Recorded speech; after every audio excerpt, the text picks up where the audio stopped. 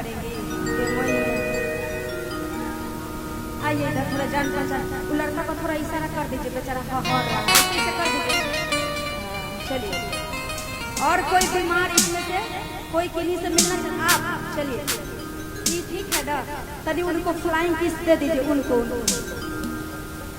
अच्छा ये दे दीजिए, आ जाए दे दी, दूर से न देना है, कोनो पास से थोड़ी मांग रहे हैं, दे दीजिए। हाँ चलिए, हाँ चलिए कोई दिक्कत नहीं, इधर भी आपके बहुत सारे दीवाने हैं। देखिए आइए, सोनमा के सिकरिया दिल्ली शहर से ले, हमारे बहुत सारे ये यूट्यूबर्स और फेसबुक पे भी आप लोग का वीडियो आता है ना।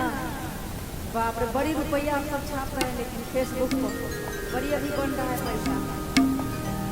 अच्छा है, कुछ तो कर रहे हैं, करना ही चाहिए। आइए, सोनवा का सिकरिया दिल्ली शहर से ले, ये राजा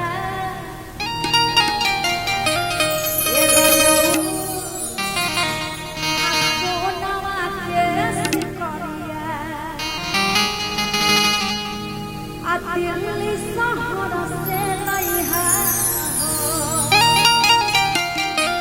दिल्ली शहर से लइहा हो। और देखिए, इसमें से कैमरा वाला सबको कह दे रहे हैं, अगर कपड़ा इधर उधर तनका हो जाएगा तो जूम करके न खींचिएगा, कह दे रहे हैं।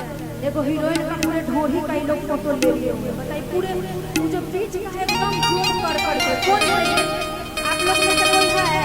आप लोग नहीं है। अब मेन बात ढोरी वाला जो खींच लेते हैं नहीं लोग, पता नहीं अपना मुंह नहीं दिखाते, और बेचारी ऐसे कुछ हुआ रहा है, यहाँ पे दिख रहा है पूरे ढोरी का गोल खींच लिया। बताइए, और सोशल मीडिया पर डाल ये सब मत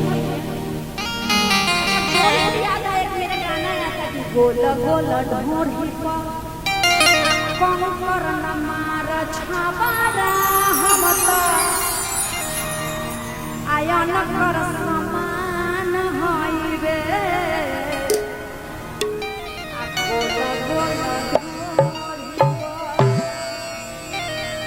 लोग थोड़ा सा समझ जाइए, जो भी कीजिएगा अपना मुंह दिखा दीजिएगा, बदनाम एक आदमी नहीं होगा, दोनों आदमी होंगे। आइए, सोनवा का सिकरिया, आप लोग ठीक ही है। बाप रे, इन लोग का नजर बहुत खराब रहता है।